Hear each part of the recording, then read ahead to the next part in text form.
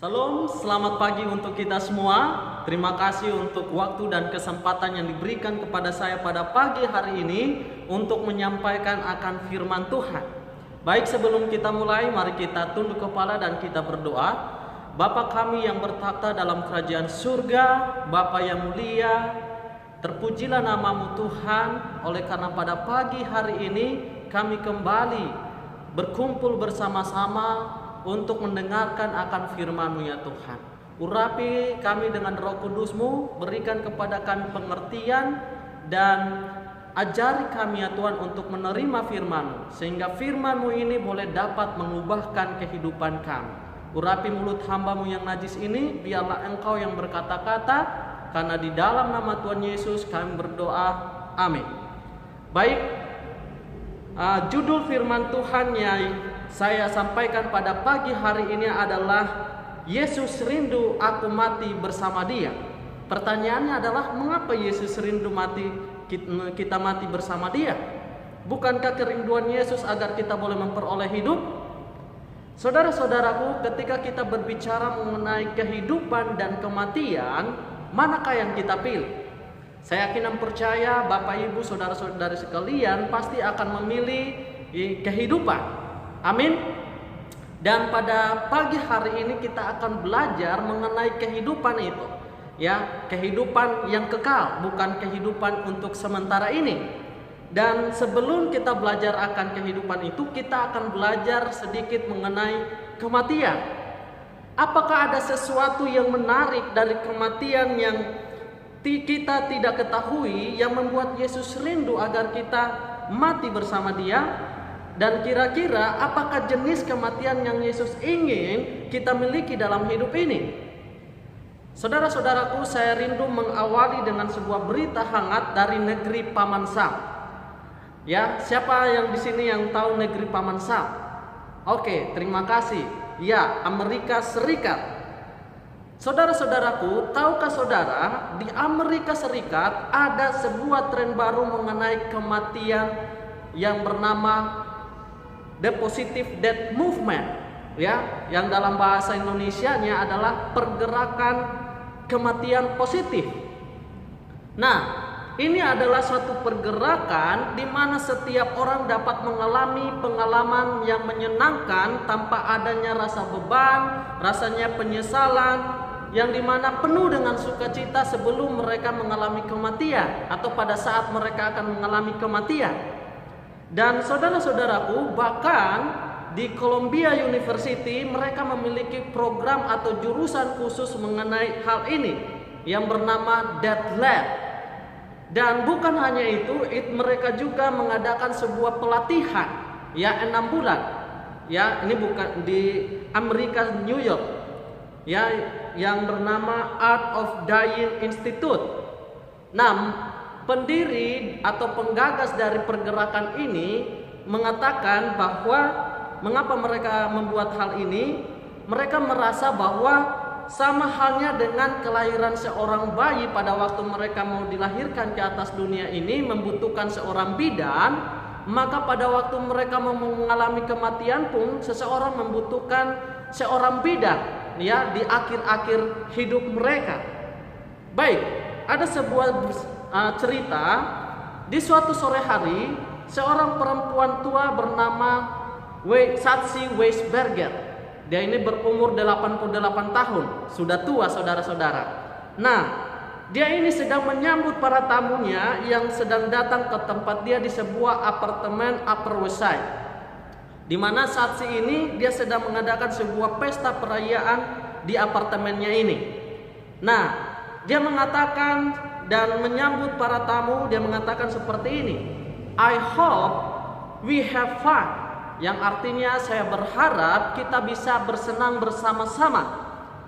Dan ketika para tamu masuk ke dalam, mereka menyaksikan beberapa orang yang sedang mendekor sesuatu, ya, tampak terlihat sebuah kotak besar, ya, seperti di slide ini. Nah, kira-kira ada yang bisa tebak ini perayaan apa yang sedang diberlakukan?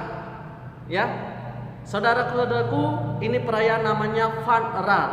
Ya, apa itu? Yaitu pemakaman. Ya, Kira-kira pertanyaannya adalah, kalau ada pemakaman berarti ada yang mati. Pertanyaannya adalah, siapakah yang mati di sini? Yang mati di sini, saudara-saudaraku, adalah saksi sendiri. Ya, dengan kata lain, ini adalah perayaan ya atau pemakaman untuk saksi sendiri. Ya, dialah yang mengalami kematian itu yang sedang diberlangsungkan pada saat itu. Nah, inilah saksi.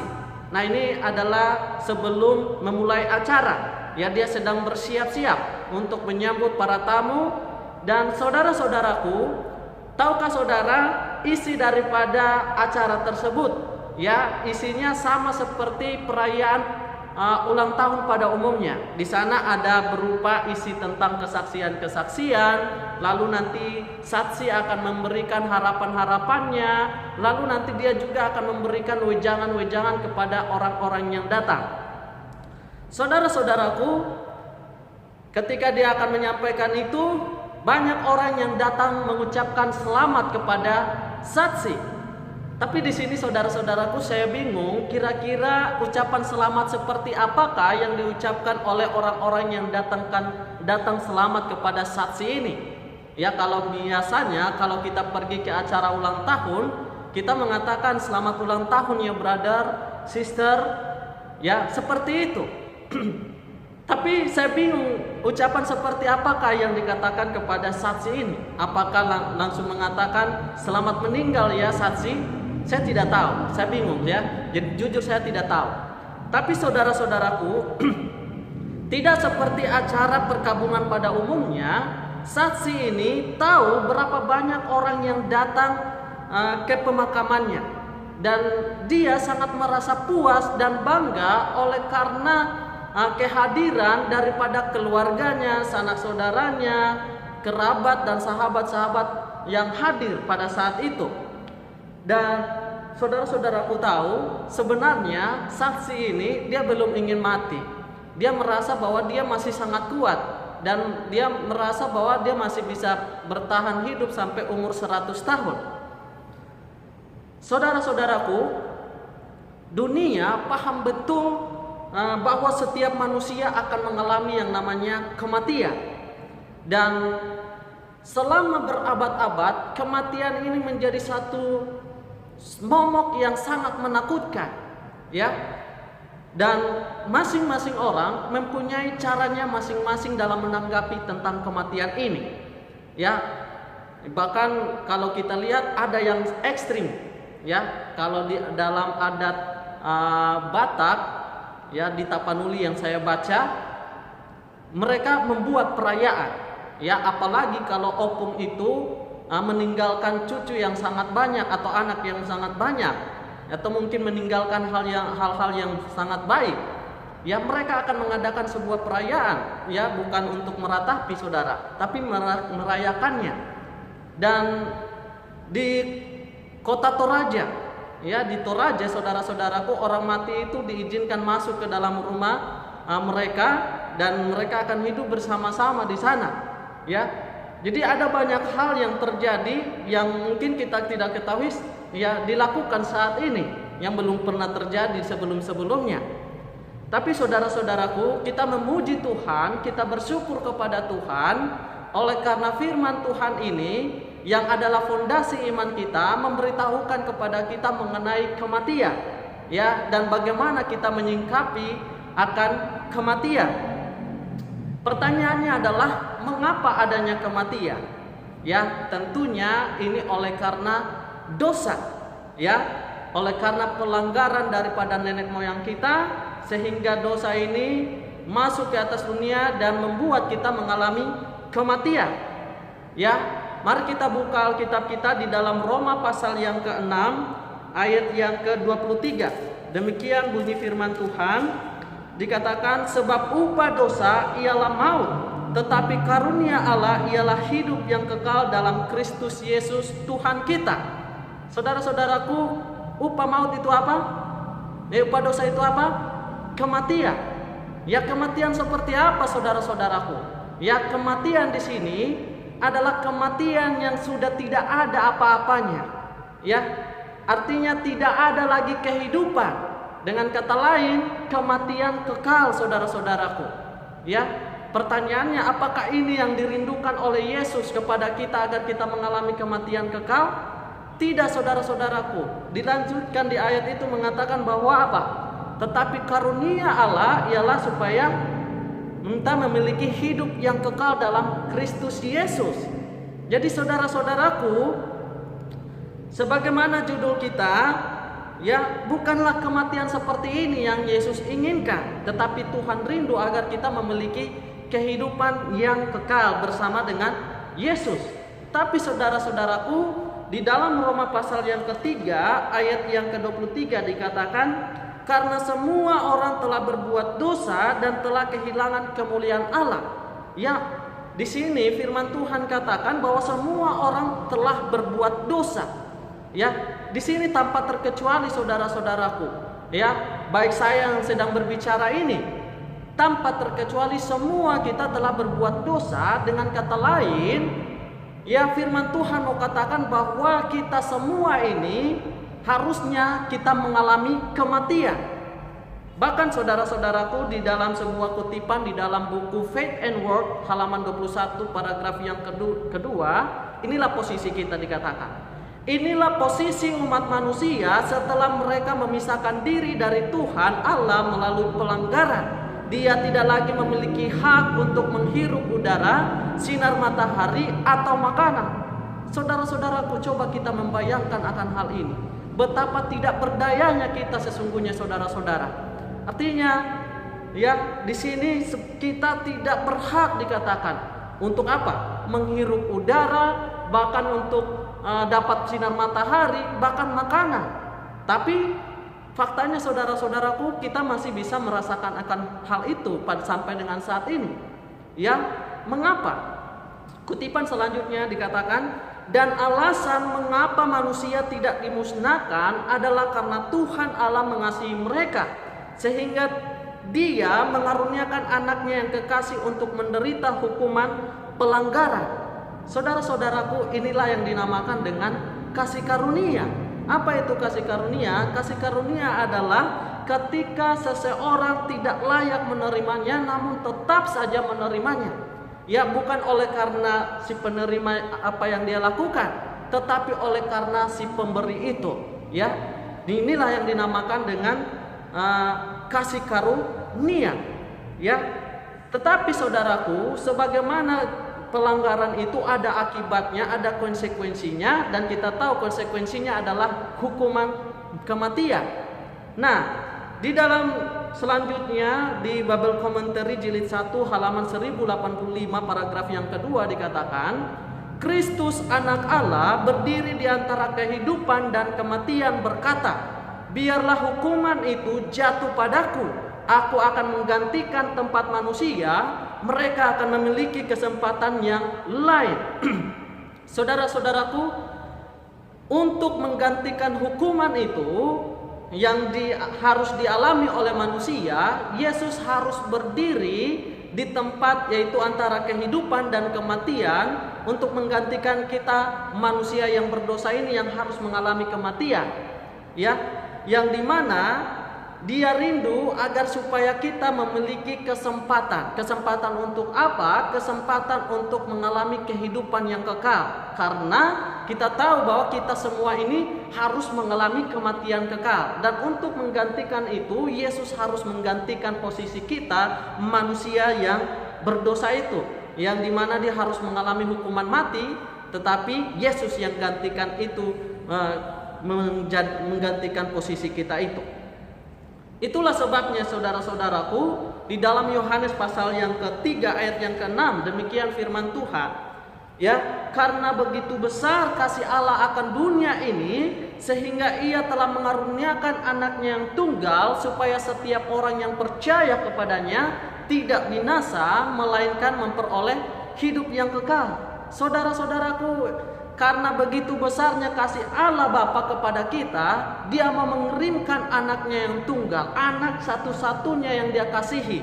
Mengapa Dia lakukan itu? Oleh karena Dia sangat mengasihi kita, karena Dia tidak mau kita mengalami kematian, tetapi Dia mau agar kita mengalami yang namanya kehidupan. Saudara-saudaraku, itulah sebabnya di dalam buku Mazmur pasal yang ke-36 ayat yang ke-10 dikatakan di sana. Ya, boleh kita buka Alkitab kita. Mazmur 36 ayat yang ke-10 dikatakan, sebab padamu ada sumber hayat, di dalam terangmu kami melihat terang. Apa artinya saudara-saudaraku? Di dalam Tuhan saja ada kehidupan. Ya, hanya di dalam Tuhan ada kehidupan. Saudara-saudaraku, apa artinya? Artinya saudara-saudaraku, kita ini sangat memerlukan Tuhan di dalam kehidupan kita. Ya, walaupun demikian saudara-saudaraku, kita sebagai manusia kadang-kadang terlalu sombong dalam kehidupan ini. Ya, merasa bahwa kita ini memiliki kekuatan untuk berjalan sendiri di atas dunia ini. Ya, salah satu bentuk contohnya bahwa kita ini terlalu sombong dalam kehidupan kita adalah ketika kita bangun pagi hari. Ya, ketika kita bangun, kita langsung melakukan aktivitas kita tanpa kita menyerahkan diri kepada Tuhan yang adalah sumber daripada kehidupan itu. Saudara-saudara, ya, mari kita tanyakan pada diri kita. Kira-kira apakah saya sudah menyerahkan diri saya kepada Tuhan pada hari ini? Ya, kita harus menyerahkan diri kita kepada Tuhan, saudara. Karena hanya di dalam Tuhan sajalah yang ada namanya sumber kehidupan. Itulah sebabnya Yohanes ya melihat Yesus seperti ini. Ya, inilah sosok Yesus bagi Yohanes. Mari kita buka di dalam Yohanes pasal 1 ayat yang ke-29. Demikian bunyi firman Tuhan. Pada keesokan harinya Yohanes melihat Yesus datang kepadanya dan ia berkata, lihatlah anak domba Allah yang menghapus dosa dunia. Saudara-saudaraku, ketika saya baca ayat ini, saya mencoba berandai-andai, saudara. Ya, ketika orang lain melihat saya dari kejauhan, kira-kira apa yang ada di benak mereka? Ya, kira-kira apa yang ada di benak mereka? Apakah nanti mereka akan mengatakan, lihatlah si Daniel itu, ya, yang suka untuk berantem itu? Atau apakah mereka akan mengatakan, lihatlah si Daniel itu yang tukang senyum-senyum? Nah, tapi inilah sosok Yesus bagi Yohanes. Ya, dia mengatakan bahwa dia melihat bahwa Yesus itu adalah seorang yang akan memberikan kelepasan kepada manusia dari bayang-bayang kematian ini, saudara-saudara. Ya. Tapi saudara-saudaraku, tahukah saudara, tingkat kasih yang tertinggi itu di dalam Alkitab itu apa? Ya, mari kita buka ayat selanjutnya di dalam Yohanes pasal yang ke-15 ayat yang ke-13. Ya, Yohanes pasal 15 ayat yang ke-13 dikatakan di sana, tidak ada kasih yang lebih besar daripada kasih seorang yang memberikan nyawanya untuk sahabat-sahabatnya. Saudara-saudaraku, dikatakan inilah kasih yang paling tertinggi. Tidak ada lagi kasih selain ini, ya, yaitu kasih daripada seorang sahabat memberikan nyawanya kepada sahabat-sahabatnya. Saudaraku, sangat luar biasa. Ya, dengan kata lain, saudara-saudaraku, tahukah saudara, ayat ini sedang berbicara mengenai siapa? Yohanes sedang menekankan tentang siapa? Dia sedang menekankan mengenai Yesus Kristus, sosok Yesus Kristus. Ya, yang dimana dia adalah sahabat kita. Ya, tapi pertanyaannya saudara-saudaraku, agar supaya dia mengalami kematian untuk menyerahkan nyawanya untuk kita, dia perlu untuk menjadi sahabat kita terlebih dahulu. Dan pada saat ini saudara-saudara, saya rindu berbagi mengenai sebuah prinsip Alkitab mengenai penebusan. Mari kita buka Alkitab kita di dalam Imamat pasal yang ke-25. Imamat pasal yang ke-25 ayat yang ke-47 sampai ayat yang ke-49. Demikian firman Tuhan, apabila seorang asing atau seorang pendatang di antaramu telah menjadi mampu, sedangkan saudaramu yang tinggal padanya jatuh miskin, sehingga menyerahkan dirinya kepada orang asing atau pendatang yang di antaramu itu, atau kepada seorang yang berasal dari kaum orang asing, maka sesudah ia menyerahkan dirinya, ia berhak ditebus yakni seorang dari antara saudara-saudaranya boleh menebus dia, atau saudara ayahnya, atau anak laki-laki saudara ayahnya, atau seorang kerabatnya yang terdekat dari kaumnya, atau kalau ia telah mampu, ia sendiri berhak menebus dirinya. Jadi saudara-saudaraku, prinsip penebusan di sini, kalau yang sesuai dengan ayat ini, kalau ada orang asing yang datang ke tempat kediaman saudaramu, lalu orang asing itu telah menjadi mampu, dan sebaliknya yang terjadi kepada saudaramu yang di situ mengalami hal yang sebaliknya, dia akhirnya menjadi hamba daripada orang asing itu. Dan kalau orang itu sudah tidak mampu lagi, ya sanak saudaranya harus menebus dia. Ya, yang menebus dia ini haruslah dari kerabat yang terdekat. Ya, entah itu saudaranya, entah saudara daripada ibu, bapak, ya saudara terdekat atau kerabat yang terdekat. Ya, prinsipnya adalah haruslah orang yang paling terdekat. Ya, saudara-saudaraku, kisah ini atau prinsip ini kita bisa lihat dari kisah Rut. Ya, tapi saya tidak akan membagikan keseluruhan cerita oleh karena waktu kita terlalu singkat. Jadi kita akan lompat langsung ke Rut pasal yang keempat. Ya, kita sudah mengetahui ceritanya, yang dimana kita melihat Elimelek mengalami kematian, ya, dan kedua anaknya harus mengalami kematian. Terus kita lihat sampai kepada dimana Naomi harus pulang, lalu mereka sudah tidak punya apa-apa. Ya, dan sesampai di Bethlehem, Naomi dan Rut, ya mereka ini tidak punya apa-apa. Ya, maka dari itu Rut mengatakan bahwa dia akan pergi untuk mencari makanan. Ketika sampai di sebuah ladang, dia melihat ada hamba-hamba yang sedang mengerjakan ladang. Ya, pada saat dia melihat, dia meminta izin agar dia memilih sehelai gandum yang jatuh. Dan akhirnya hamba-hamba itu mengizinkannya. Dan ketika Boas datang, Boas mengatakan, itu siapa? Dan hamba itu menjelaskan bahwa itu orang datang bersama dengan Naomi, ya, yang adalah kerabat daripada Boas sendiri. Dan saudara-saudaraku tahu, ketika dia melihat, dia memanggil Rut dan mengatakan, tidak usah lagi kamu mengerja seperti itu, kamu kerja saja seperti biasa, seperti hamba-hamba saya, dan kalau kamu mau makan, makan, kalau mau minum, minum. Dan sesudah itu Rut pun membawa hasil yang sangat banyak, dan dia membawanya kepada Naomi. Dan ketika Naomi melihat akan hal itu, dia sangat kaget. Ya, siapa yang memberikan ini? Dia mengatakan Boas.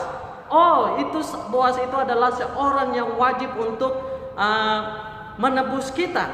Ya, dan singkat ceritanya saudara-saudaraku, karena Naomi rindu agar Rut juga mendapatkan kebahagiaan, dia mengatakan, kamu siap-siap besok, ya, pakailah pakaian yang baik-baik dan kamu pergi ke ladang. Kamu lihat orang yang sedang bekerja. Ketika mereka sudah selesai bekerja, ya, nanti kalau mereka udah siap mau tidur, kamu pergi kepada Boas, ya, kamu singkapkan selimutnya atau kainnya dan kamu tidur di sana.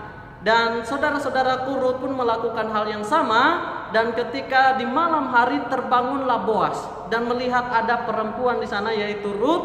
Dan Rut pun mengatakan, ya, dia mohon maaf, tapi tolonglah hambamu ini. Ya, hambamu ini engkau yang berhak untuk menebus saya. Ya, dan Boas mengatakan, oh, masih ada. Iya, memang benar saya yang harus menebus engkau, tapi masih ada lagi kerabat yang lebih dekat. Dan singkatnya ceritanya saudara-saudara, tidak ada yang mau. Akhirnya Boas pun harus menikah dengan Rut, dan mereka melahirkan seorang anak yang bernama Obed, yang dimana Obed nanti akan memperanakan Isai yang akan memperanakan Daud. Dan kita tahu dari keturunan Daud inilah akan muncul seorang tunas Daud yang kita ketahui, yaitu Yesus Kristus. Ya, Yesus Kristus. Dan saudara-saudaraku, prinsip ini yang dari cerita ini adalah haruslah seorang saudara yang terdekat untuk menebus mereka, menebus di sini. Jadi saudara-saudaraku, sama halnya dengan Yesus, saudara-saudaraku, Yesus tidak dapat menyelamatkan umat manusia kecuali jika ia seorang kaum atau sahabat terdekat atau seorang kaum yang lebih dekat. Untuk itu saudara-saudaraku, dikatakan di dalam Amsal pasal 18 ayat yang ke-24, ada seorang sahabat yang lebih karib daripada seorang saudara. Siapakah sahabat itu, saudaraku? Itulah Yesus Kristus. Nah, itulah sebabnya Yesus datang ke atas dunia ini dan mengambil kemanusiaan supaya ia boleh dapat mendekat dengan kita, saudara-saudaraku, bahkan untuk menjadi sahabat atau satu kaum dengan kita manusia yang berdosa. Nah, di dalam buku Ibrani pasal yang kedua ayat yang ke-14 dikatakan di sana, karena anak-anak itu adalah anak-anak dari darah dan daging, maka ia juga menjadi sama dengan mereka dan mendapat bagian dalam keadaan mereka, supaya oleh kematiannya ia memusnahkan dia, yaitu iblis yang berkuasa atas maut. Saudara-saudaraku, Yesus harus mengambil bagian dalam keadaan kita manusia yang berdosa. Yesus sudah melakukan begitu banyak hal untuk kita. Namun saudara-saudaraku, apakah balasan manusia kepada Yesus ketika dia datang ke atas dunia ini? Kalau kita baca di dalam Yohanes pasal 3 ayat yang ke-19 dikatakan di sana bahwa terang itu telah datang, namun kita lebih suka kegelapan daripada terang. Saudara-saudaraku, ketika Yesus datang ke atas dunia ini, dia mendapatkan penolakan. Bahkan bukan penolakan, tetapi ada penghinaan, saudara-saudaraku, yang mereka menolak dia secara terang-terang. Bahkan yang lebih mengerikan adalah mereka membunuh Yesus. Saudara-saudaraku, saya mau bertanya kepada kita, pernahkah kita ketika kita pergi ke rumah sahabat kita mendapatkan perlakuan yang buruk? Saya yakin dan percaya tidak, saudara-saudaraku. Puji Tuhan, saya mempunyai sahabat-sahabat yang baik. Ketika saya datang berkunjung ke rumah mereka itu menyambut saya dengan sangat, saudara. Mereka akan menawarkan saya minum, menawarkan saya makan, dan kalau boleh mereka akan meminta kita untuk tidur bersama-sama dengan mereka. Artinya, saudara-saudaraku, kalau kita datang kepada sahabat kita, pasti kita tidak akan mendapatkan hal-hal yang buruk. Mereka tidak akan menganiaya kita. Tapi saudara-saudaraku, berbeda halnya dengan Yesus. Ketika dia datang ke atas dunia ini, dia harus mengalami hal yang buruk, saudara-saudaraku. Hal yang buruk. Dia ditolak di sana. Saudara-saudaraku, kalau kita melihat pembisnis itu kalau biasanya yang mereka lakukan adalah sebelum melakukan bisnis mereka akan mengadakan yang namanya perhitungan. Kalau perhitungannya ketika mereka nantinya bisnis itu akan mengalami kerugian, mereka tidak akan jalankan itu. Yang walaupun mungkin ada juga orang yang nekat, tetapi kebanyakan ketika mereka udah melihat perhitungannya, kalau mereka rugi, mereka tidak akan jalankan. Tapi di sini, saudara-saudaraku, kita melihat kepada Yesus. Ketika dia datang ke atas dunia ini, dia tahu bahwa dia akan mengalami penolakan. Dia tahu akan mengalami kerugian. Dia tahu nantinya akan diolok-olok, dihina. Tetapi saudara-saudaraku, apakah Yesus berhenti untuk melakukan bisnis untuk menyelamatkan manusia? Tidak, saudara-saudaraku. Dia melanjutkan itu untuk menyelamatkan kita manusia. Inilah, saudara-saudaraku, hal yang sangat luar biasa daripada Yesus. Dia mau untuk menjalankan bisnis itu untuk menyelamatkan kita manusia. Tetapi saudara-saudaraku, pertanyaannya adalah apakah balasan kita kepada dia? Saudaraku, saya rindu untuk berbagi di sini. Di dalam buku Sakaria pasal 13 ayat yang ke-6 dikatakan, dan apabila ada orang bertanya kepadanya, bekas luka apakah yang ada pada badanmu ini? Lalu ia akan menjawab, itulah luka yang kudapat di rumah sahabatku. Saudara-saudaraku, dia mengalami luka ketika dia datang kepada sahabat-sahabatnya. Ya, saudaraku, ketika kita berbicara mengenai kematian Yesus, Dia juga rindu agar kita mengalami kematian bersama dengan Dia. Ya, kita bisa lihat Alkitab kita di dalam Roma pasal yang ke-6 ayat yang ke-3 sampai yang ke-8. Ya, dikatakan di sana,